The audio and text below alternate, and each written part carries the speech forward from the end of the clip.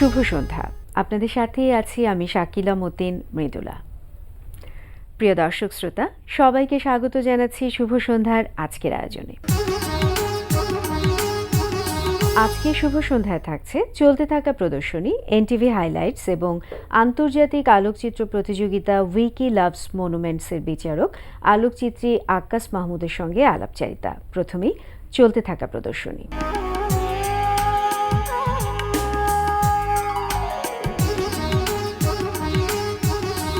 শুরুতেই জানিয়ে দিচ্ছি চলতে থাকা নাট্যোৎসব ও চিত্রকলা প্রদর্শনীর সময়সূচি। বাংলাদেশ শিল্পকলা একাডেমিতে অনুষ্ঠিত হচ্ছে গঙ্গা যমুনা নাট্য ও সাংস্কৃতিক উৎসব। এই আয়োজনের শেষ দিন আজ সন্ধ্যা 7টায় বাংলাদেশ শিল্পকলা একাডেমির জাতীয় নাট্যশালায় প্রদর্শিত হবে ঢাকা থিয়েটার প্রযোজিত নাটক পঞ্চনারী আখ্যান।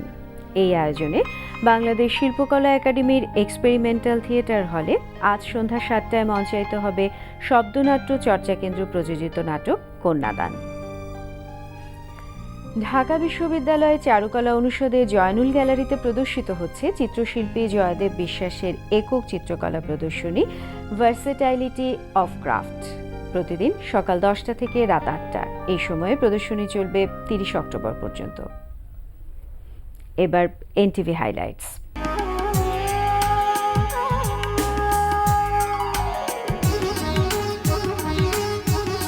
এবার জেনে নিন কি থাকছে এনটিভির রাতের অনুষ্ঠান মালায়। সন্ধ্যা 6:45 দেখবেন মোহাম্মদ নুরুজ্জামানের প্রযোজনায় চলচ্চিত্রের গান নিয়ে অনুষ্ঠান ফেয়ার অ্যান্ড লাভলি রূপালী পর্দার গান।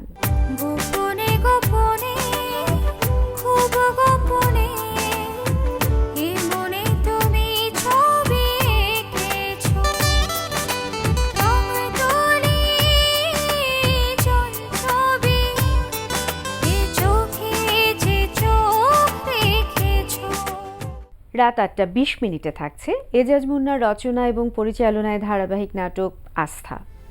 তুমি কি মিন করছো? তুমি বারবার কথা প্রসঙ্গে ওদের কথা টেনে আনো। কি তোমার মনে কি কোনো সন্দেহ কি দিচ্ছে? সন্দেহ হলে কি করবে?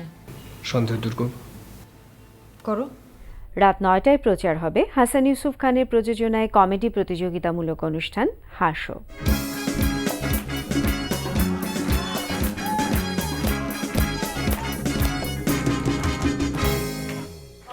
সময় ছিল যখন মানুষ প্রেমে অমর হয়ে যেত। তারপর একটা সময় আসলো যখন মানুষ প্রেমে অন্ধ হতে শুরু করলো। এখন মানুষ প্রেমে তোতলা হয়ে যায়। যেমন ওলি আমার বাবুটা কি কলে, ওলি আমার ছোনাটা কি কলে। রাত 11:30 থাকছে হাসান ইউসুফ খানের প্রযোজনায় সঙ্গীতানুষ্ঠান music jam. One good thing about music, when it hits you, you feel no pain.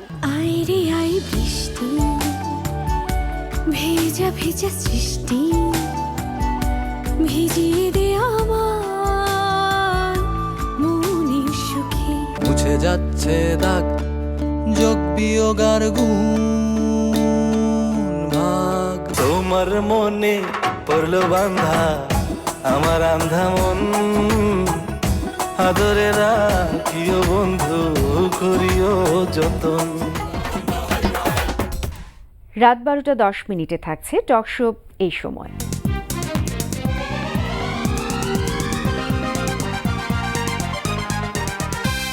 এই ছিল এনটিভির রাতের অনুষ্ঠানমালার সময়সূচি। এবার আলাপচারিতা।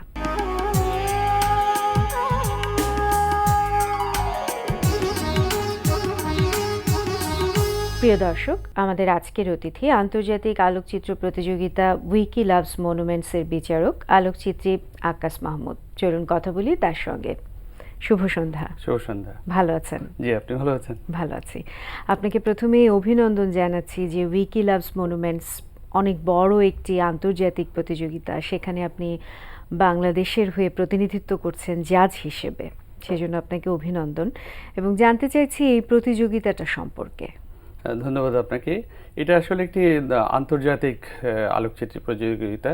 এটার নাম হচ্ছে উইকি লাভস মনুমেন্টস প্রতিযোগিতা। সারা বিশ্বের থেকে আলোকচিত্রের অংশগ্রহণ করে থাকে এবং এটা আমাদের জন্য একটা সম্মানজনক ব্যাপার হলো যে আমাদের আলোকচিত্রীদের জন্য এই প্রথমেই এটাতে অংশগ্রহণ করার একটা সুযোগ হয়েছে।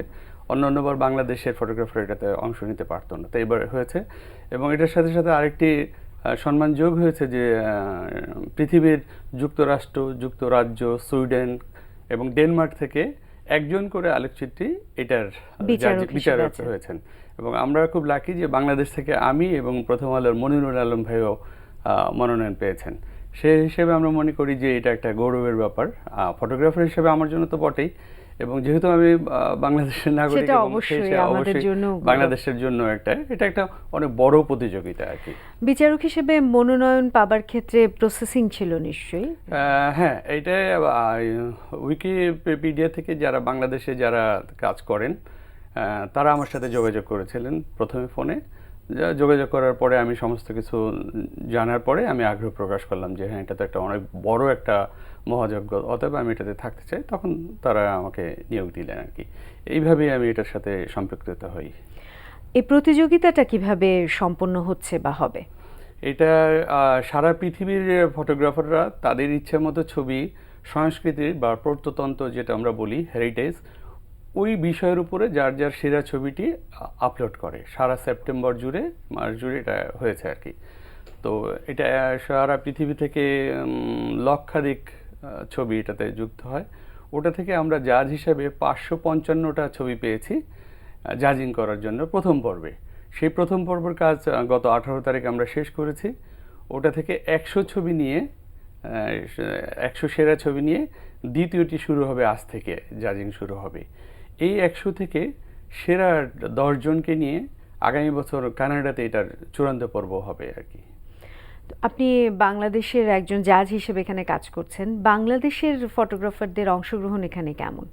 ব্যাপক, এবং তাদের ছবির মান ভালো একটা সাড়া পড়েছে এবং তাদের মান চমৎকার। এবং আমি এই সুযোগে বলে রাখি যে ফটোগ্রাফিতে কিন্তু বাংলাদেশ পায়ে পায়ে হাঁটি হাঁটি পা পা করে অনেক দূরে এগিয়ে গেছে এবং এখন এটা একটা বড় একটা শিল্পে পরিণত হয়েছে। আর আমাদের দেশে এত ট্যালেন্ট ফটোগ্রাফার আছে, আমি এই সুযোগে বলে রাখি আমাদের বাংলাদেশে অনেক কিছু অর্জন আছে, কিন্তু আমরা মনে করি যে তার বেশিরভাগই আসে এই ফটোগ্রাফির মাধ্যমে, আন্তর্জাতিক পুরস্কারের মাধ্যমে।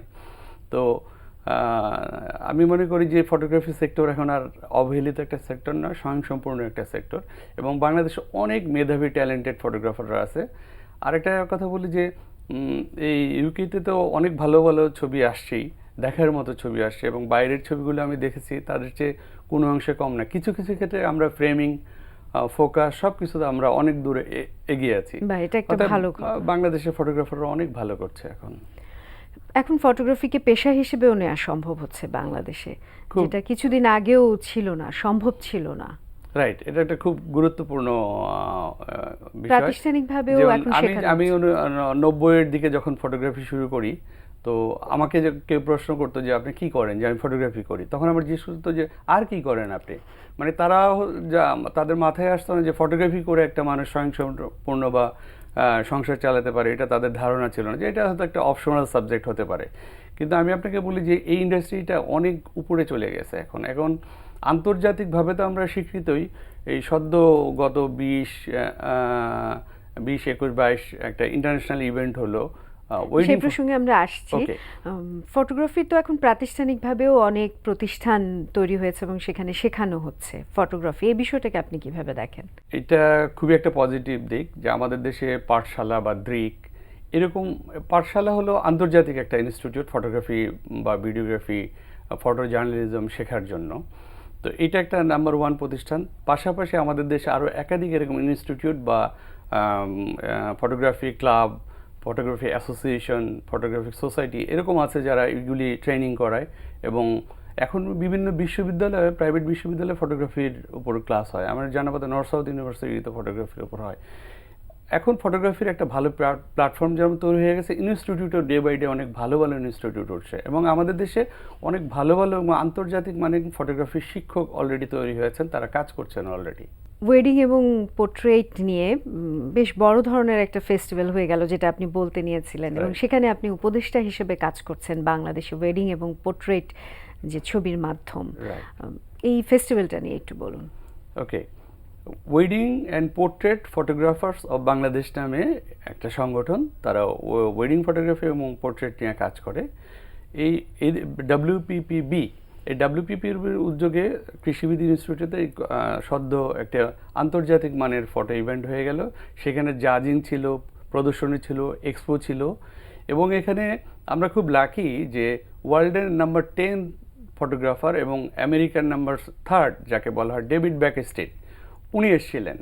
ভারতের একজন আন্তর্জাতিক মানের ওয়েডিং ফটোগ্রাফার আসছিলেন, কোরিয়ান আসছিলেন, তা ইন্দোনেশিয়ার ফটোগ্রাফার আসছিলেন, এবং এটা একটা বিশাল একটা ইভেন্ট হয়ে গেল যেখানে তরুণ তরুণীদের সারা দিন মানে সকাল 10টা থেকে রাত 10টা পর্যন্ত চমৎকার একটা ইভেন্ট হয়ে গেল। এটা না দেখলে বোঝা যাবে না যে তরুণ তরুণীর মধ্যে কতটা আগ্রহী। এবং আমি এই সুযোগে আপনাকে বলে রাখি, ওয়েডিং ফটোগ্রাফিতে আমি কারা আসছে আপনারা শুনে অবাক হবেন যে একসময় আমাদের গার্জিয়ানরা ফটোগ্রাফি করতে দিত না, যে এটা তো মূল পেশা হতে পারে না বা ভালো কিছু হতে পারে না। এখন নর্থ সাউথ বলেন, এমআইএসটি বলেন, বুয়েট বলেন, আইওটি বলেন, এইখান থেকে ইঞ্জিনিয়ারিং পাশ করে ছেলেরা ওদের মূল পেশা না যায় তার ফটোগ্রাফিতে আসছে, এবং তারা অনেক ভালোভাবে এগিয়ে যাচ্ছে। এবং সেখানে যারা চাকরি করলে যেই স্যালারি পেত তার চেয়ে 8 গুণ 10 গুণ তাদের মান্থলি ইনকাম। এবং একটা ফটোগ্রাফি প্রতিষ্ঠানের পিছনে বা ফার্মের পিছনে 20 জন 25 জন ছেলে মেয়ে কাজ করে, এবং এটা একটা এটাকে কি বলবো, মানে দেশের এক ধরনের ইন্ডাস্ট্রি এবং Yes, অনেক এটাকে আমরা বেকারত্ব শিল্পই দূর বলি, এটা হচ্ছে। ফটোগ্রাফি শিল্প। অবশ্যই। তো ফটোগ্রাফি শিল্প এখন অনেক অনেক উপরে চলে গেছে। এবং এই যে ডাব্লিউপিপির কথা বললাম, এই ডাব্লিউপিপির এই ইভেন্টের মাধ্যমে সারা দেশে তরুণ তরুণীদের মধ্যে একটা আগ্রহ হয়েছে যে আমিও ফটোগ্রাফিতে যাব। এবং আমার জানা মতে আর্কিটেকচার পাশ করার পরে সেই ছেলে তার মূল পেশা না যে ফটোগ্রাফি করছে, এবং সে এখন ন্যাশনাল জিওগ্রাফিতে কাজ করছে। অতএব এটা আমাদের জন্য বিশাল একটা সুযোগ এবং সম্ভাবনা, এবং আমি মনে করি যে একটা প্রেস্টিজিয়াস জায়গায় চলে গেছে।